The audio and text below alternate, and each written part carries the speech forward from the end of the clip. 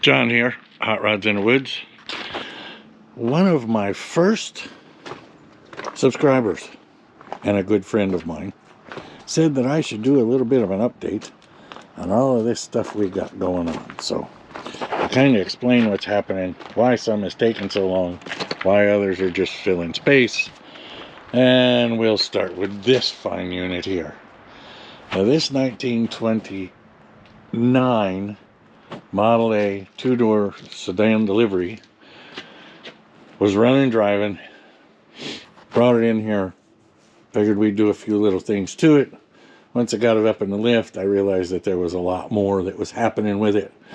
So little things have turned into bigger things. But a word of wisdom from an old guy: when you're doing a project like this, if you get to the point where you aren't sure of what to do, stop, go drink a beer, relax, think of other stuff, have fun, watch a movie, take your wife in the bedroom, whatever you're going to do, but don't continue working and do stuff like this. Now this gas tank was hitting right against the rear end, so they just bent this tab up. So now that I have the differential where it should be, I have to bend it back down in order to get it to clear like it should have in the first place. So one little thing. Now today this has taken me 3 hours to readjust these because they were up too high. The fuel tank sending unit, tank is sitting in here backwards right now. Fuel tank sending unit was hitting here. You can see that scratch mark. It was hitting here when they put it together the first time. So I've got to deal with that. So that, plus all the other stuff that you've already seen me do, takes up time. And you just got to keep plugging away at it. Walk around the corner.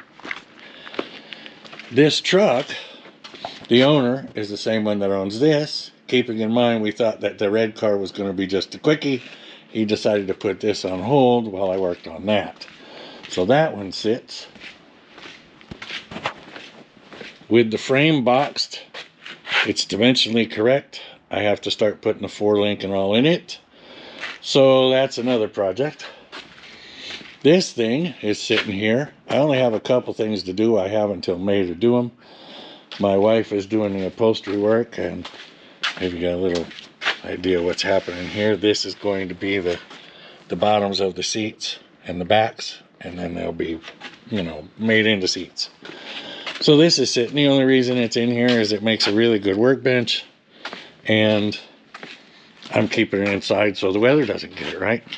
So I do have a little oil leak to fix. I'm going to change the tilt front end around. All of that should take just a couple weeks, and I'll drive the heck out of it when the weather's good.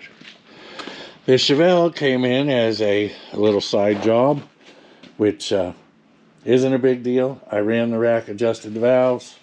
I put a ready-to-run distributor in it. There's delayed on it because the wiring diagram that they sent doesn't match the color of the wires, and I couldn't do anything with it until I called them today. An hour on hold this morning. Finally, I got through, and now I find that I don't have the right size connectors to connect the coil. I'm not using the old coil. I'm using a new coil, which doesn't fit the bracket. So now I've got to go pick up another coil to put in it, and I need the proper size eyelets for it. So I'll be doing that tomorrow. This is ready to go. It should be leaving tomorrow, Wednesday at the latest. The Pontiac is a guy I have become acquainted with. I bought some doors from him, as you saw in one of my shorts or my other video. And now he's going to do some framing in my apartment in the barn over there in exchange for some of the labor for this. And he's really been taken to the cleaners on this by guys that told him they knew what they were doing, and they just butchered it. They charged them ridiculous amounts of money for garbage work. So we're going to deal with that. So that's why this one is here. He is not in a rush. This car has been sitting for 18 months under a tree. So I had to keep coercing him to get it out from under the tree and get it to me. So when I don't have something to do on the other stuff, I can fiddle with it a little. So it's kind of like I have what it seems like a lot of projects. Sorry about the sirens. somebody's hurt somewhere or old. But in reality is a lot of this is just filler work, and you can't always work on everything all at once.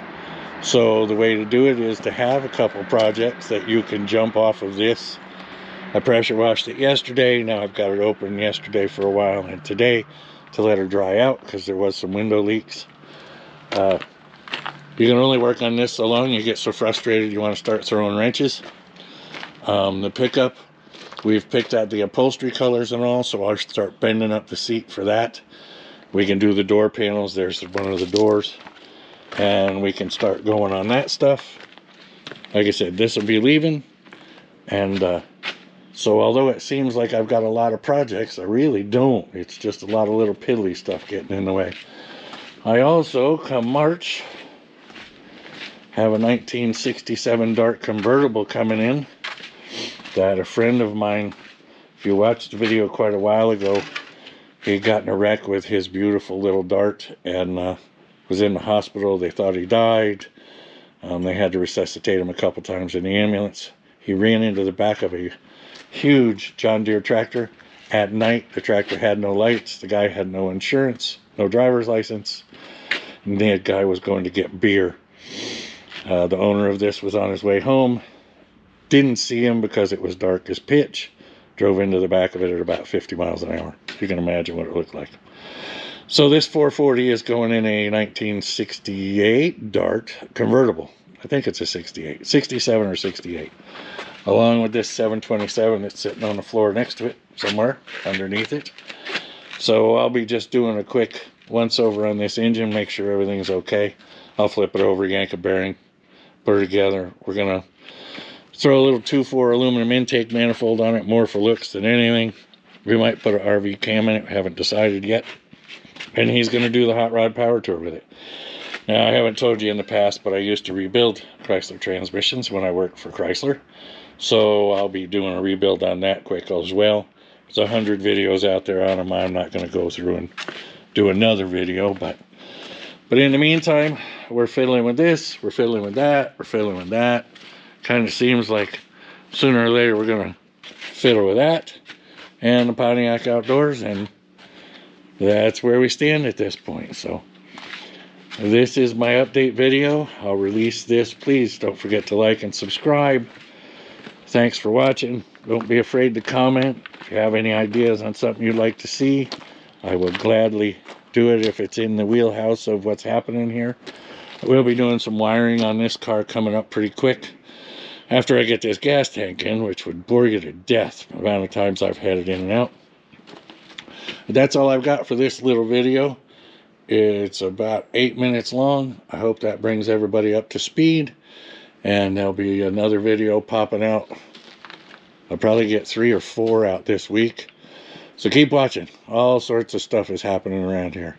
But right now, this very minute,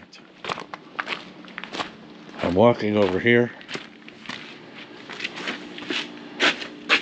I'm opening up this. I'm grabbing one of these. Yeah, they're kind of sort of light here. Not light like. Popping one of them puppies, taking me a swig. Bye for now.